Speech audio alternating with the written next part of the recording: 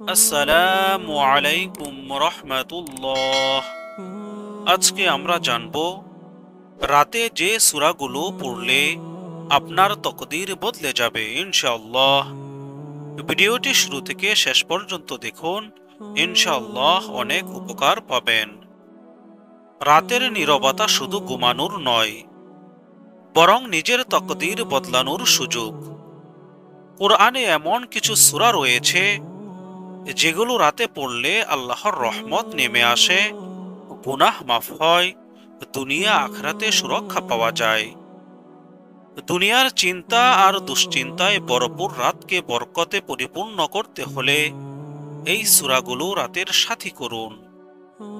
পবিত্র কোরআনের বিশুদ্ধ তেলাওয়াত একটি স্বতন্ত্র ইবাদত। প্রতিটি হরফ তেলাওয়াতের বিনিময়ে সর্বনিম্ন 10টি নেকি পাওয়া যায়। দিন রাত যে কোনো সময় কোরআন তেলাওয়াতের ফজিলত রয়েছে, তবে বিভিন্ন সময়ে নির্দিষ্ট কিছু আয়াত ও সূরার তেলাওয়াতে রয়েছে বিশেষ ফজিলত। নাম্বার 1, সূরা বাকারার শেষ 2 আয়াতে সারা রাত ইবাদতের সওয়াব পাওয়া যায়। সূরা বাকারার শেষ 2টি আয়াত অত্যন্ত ফজিলতপূর্ণ। পূর্ববর্তী আসমানি গ্রন্থগুলোতেও এই 2টি আয়াত উল্লেখ থাকার কথা জানা যায়। আবু মাসুদ রাদিয়াল্লাহু তাআলা আনহু বলেন, রাসূল সাল্লাল্লাহু আলাইহি সাল্লাম বলেছেন, সূরা বাকারার শেষে এমন 2টি আয়াত রয়েছে, যে ব্যক্তি রাতের বেলা আয়াত 2টি তেলাওয়াত করবে তার জন্য এই 2টি আয়াত যথেষ্ট। সুবহানাল্লাহ।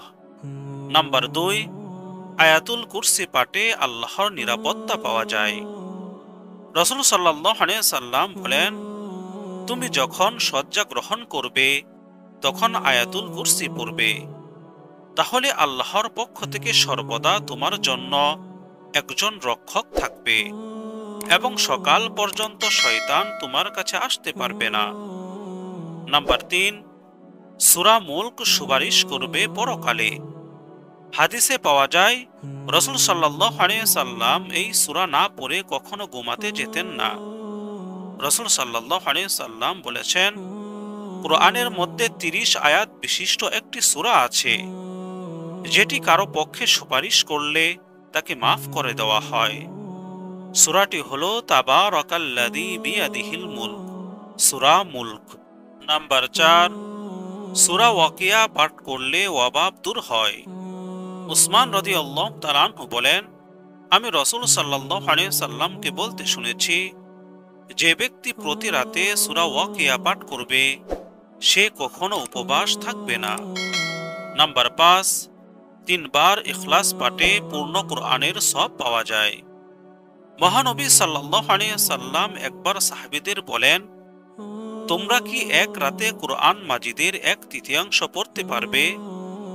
সাহাবীরা এ প্রস্তাবকে খুবই কঠিন মনে করলেন।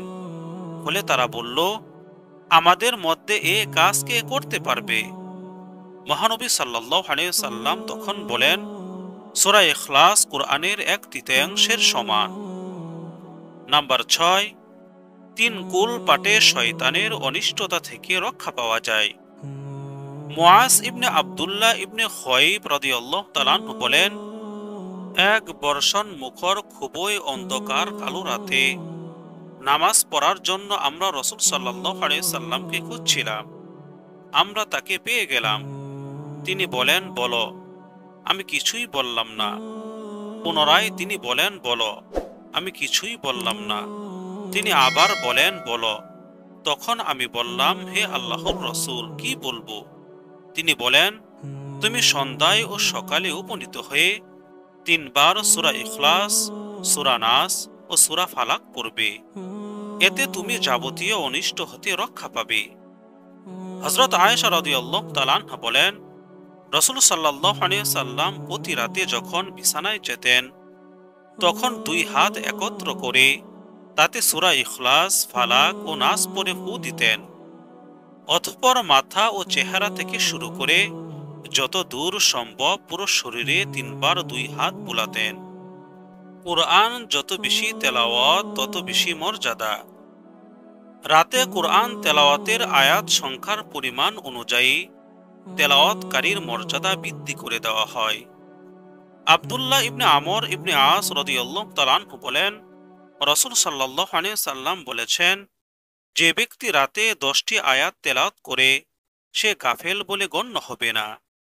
আর যে ব্যক্তি 100 আয়াত তেলাওয়াত করে সে আনুগত্যশীল বলে গণ্য হবে। আর যে ব্যক্তি 1000 আয়াত তেলাওয়াত করে তার জন্য সওয়াবের ভান্ডার লেখা হবে। আল্লাহ তাআলা আমাদের সবাইকে সব সময় কুরআন তেলাওয়াতের তৌফিক দান করুন। উল্লেখিত আয়াত ও সূরা রাতে পাঠ করার তৌফিক দান করুন। আমিন।